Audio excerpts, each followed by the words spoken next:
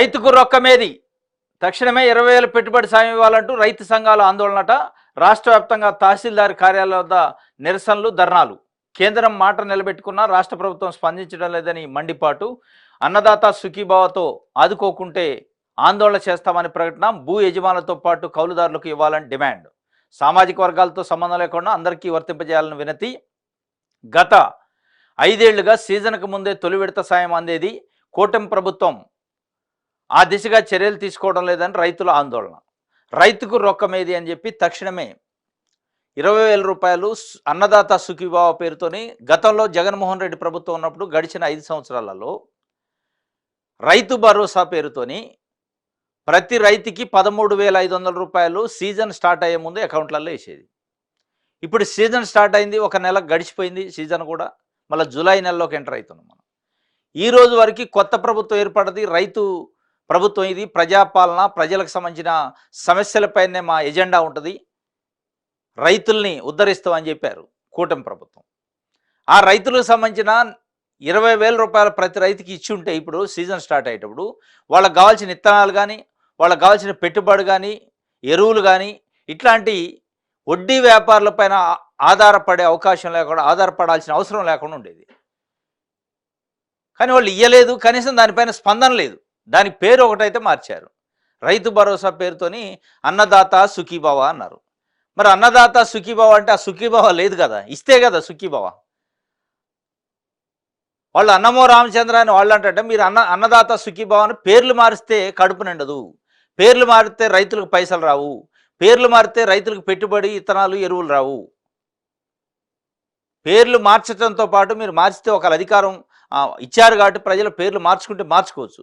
మార్చేదానికంటే ముఖ్యమైన ప్రయారిటీ దేనికి ఇవ్వాలంటే రైతుల అకౌంట్లలో పైసలు వేయడానికి ఇవ్వాలి. వాళ్ళు అన్నమో రామచంద్ర అని ఇలా వడ్డీ వ్యాపారులపైన ఆధారపడాల్సిన పరిస్థితి. గడిచిన 5 సంవత్సరాల్లో టంచనగా ఏ రైతు గుర్తు చేయకుండా, ఏ రైతు అడగకుండా ప్రతి సీజన్కి ఆ టైం రాగానే ఆటోమేటిక్గా పడేది. దానికి ఇదే కూటమిలో ఇవాళ కూటమి ప్రభుత్వం ఏర్పాటు చేసిన తెలుగుదేశం పార్టీకి సంబంధించిన నాయకులు అప్పుడు ప్రతిపక్షంలో ఉండి బటన్లు నొక్కుతుండు జగన్ అన్నారు. మరి ఇవాళ మీరు ఆ బటన్లో నొక్క రైతు, అకౌంట్లో ఏ రైతు, ఏది లేదా? ఏమనుకోవాలి రైతులు?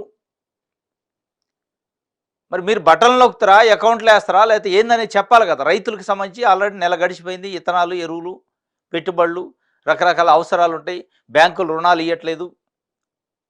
ఈ పరిస్థితుల్లో రైతులను ఆదుకోవాల్సిన బాధ్యత ప్రభుత్వం పైన ఉంది. అదే చెప్తుండు రొక్కం ఎక్కడ రైతు సంబంధించి అని చెప్పి. దానికి సంబంధించి నిన్న కమ్యూనిస్టు పార్టీలు, రైతు సంఘ నాయకులు రాష్ట్ర వ్యాప్తంగా అన్ని తహసీల్దార్ కార్యాలయాల ముందు నిరసన వ్యక్తం చేశారు. వాళ్ళు ఒక రకంగా రిప్రజెంటేషన్ ఇచ్చారు ప్రభుత్వానికి.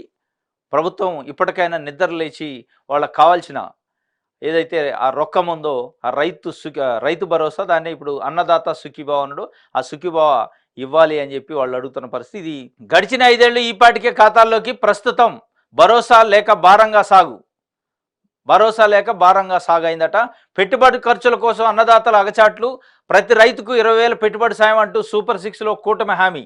పగ్గాలు చేపట్టిన తర్వాత ఆ ఊసెత్తని ప్రభుత్వ పెద్దలు అప్పుల కోసం ప్రైవేటు వడ్డీ వ్యాపారుల చుట్టూ అన్నదాతల ప్రదక్షిణలు. 5 ఏళ్ల పాటు పెట్టుబడి సాయం సమయానికి అందించిన వైఎస్ జగన్ ప్రభుత్వం. గడిచిన 5 ఏళ్ళు ఈ పాటికి ఖాతాలో పడేయట.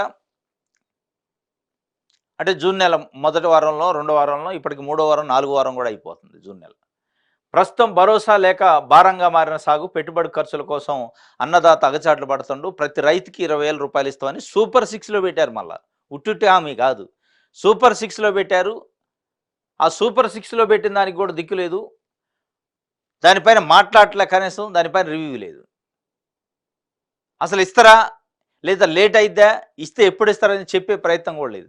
మాట్లాడితే పాస్ పుస్తకాలు కొత్త ఇస్తాం 20 లక్షల మంది రైతులకి. గత ప్రభుత్వం ఇచ్చిన పాస్ పుస్తకాలను తీసి మేము ఇచ్చినాం కాబట్టి మా ప్రభుత్వం రాజముద్రతో కొత్తగా పాస్ పుస్తకాలు ఇస్తాం, లేదంటే ఇద్దేస్తాం, అద్దేస్తాం, కూల్స్తాం, ఈ తప్ప రైతులకు సంబంధించి చెప్పట్లే. రైతులకు సంబంధించి బీసీలకు 50 సంవత్సరాలకి పెన్షన్ ఇస్తానన్న దాని గురించి, వాళ్ళు ఇచ్చిన సూపర్ 6 గురించి ఎక్కడ చర్చ లేదు. ఉచిత బస్సు ప్రయాణం గురించి చర్చే లేదు. ఉచిత బస్సు ప్రయాణం తెలంగాణలో రేవంత్ రెడ్డి ప్రభుత్వం ప్రమాణ స్వీకారం చేసిన నెక్స్ట్ డేనే స్టార్ట్ చేసింది ఉచిత బస్సు ప్రయాణం మహిళలకి. మీరు కూడా అదే వీళ్ళు 6 హామీలు అని అంటే మీరు సూపర్ 6 అన్నారు. ఆ సూపర్ 6 సంబంధించి ఉచిత బస్సు ప్రయాణం కానీ, గ్యాస్ సంబంధించి కానీ, ఉచిత గ్యాస్ కానీ ఇట్లాంటి వాటిపైన ఈ రోజు వరకు స్పందించట్లే. దాదాపు 20 రోజులు గడిచిపోతుంది మీరు ప్రభుత్వంలోకి వచ్చి. ఆగ మేఘాలపైన మిగతా విషయాలు అవసరం లేని విషయాలపైన స్పందిస్తున్నారు. ప్రజలకు అవసరం లేని, ప్రజలు కోరుకొని, ప్రజలు అడగని అంశాలపైన స్పందిస్తున్నారు. అవి వైఎస్ఆర్సీపీకి సంబంధించిన పార్టీ కార్యాలయాలు కూల్చడం కావచ్చు, వైఎస్ఆర్సీపీ ఇచ్చిన పాస్ పుస్తకాలపైన బొమ్మలు తీసేసి కొత్త బొమ్మలు పెట్టి మేము ఇస్తామనటం కావచ్చు.